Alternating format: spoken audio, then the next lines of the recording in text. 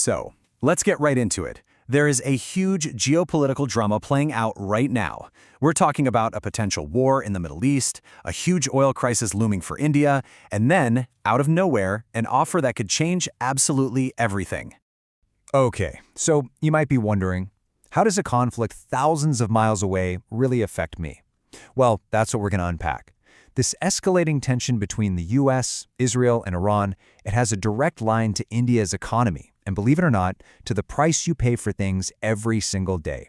Let's connect the dots. So here's the situation. As the attacks in the Middle East are getting more intense, the world's most critical shipping lanes are basically turning into a conflict zone. And that puts countries that really depend on imported oil in a very, very dangerous position. And make no mistake, these aren't just random acts of piracy. When you start targeting oil tankers, you're directly threatening the global energy supply chain. When these lifelines get squeezed, the ripple effects are felt instantly, especially in a country like India, which imports something like 85% of its oil. So, what's the backup plan if those tankers just stop coming? Well, India has one, but it's pretty limited. The country's entire strategic reserve would only last for about 50 days. That is not a lot of breathing room if we're looking at a major prolonged global crisis. Now, here's where you really get some perspective. 50 days might sound okay, but then you look at other major economies in Asia, Japan and China, they've prepared for over 200 days of disruption. You see that comparison, and India's vulnerability becomes crystal clear. Panic can set in long before the tanks actually run dry. But just as things were starting to look really bleak for India, an old partner stepped up with a game-changing offer. And this completely flipped the script. This wasn't some vague promise. The statement from Russia's envoy was about as direct and unconditional as you can get.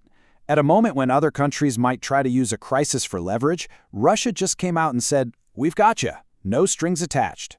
And look, this wasn't just talk. We're getting reports confirming that tankers carrying a whopping 9.5 million barrels of Russian oil, which were actually supposed to go to East Asia, were immediately rerouted. They're already on their way to India.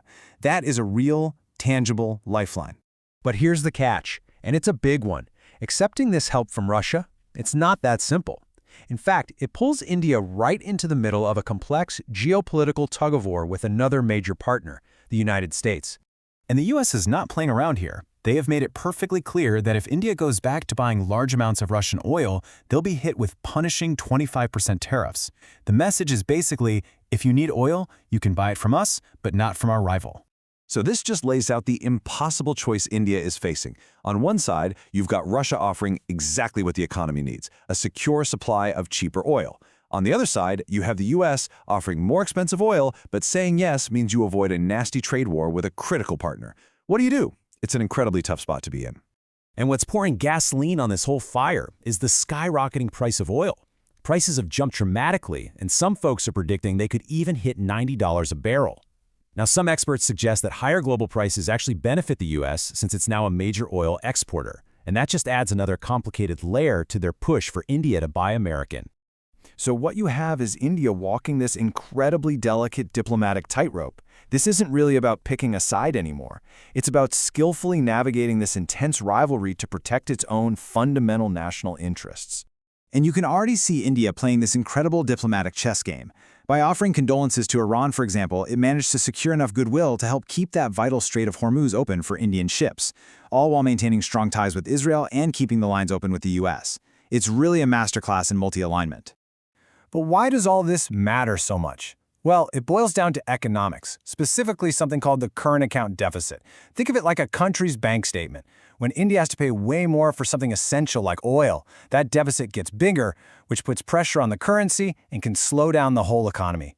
Affordable energy is literally the fuel for growth. So when you strip everything else away, this is the single goal that's driving every single one of these decisions. India's #1 priority is to get the affordable energy it needs to keep its engine running as the world's fastest-growing major economy. Everything else has to come second to that mission.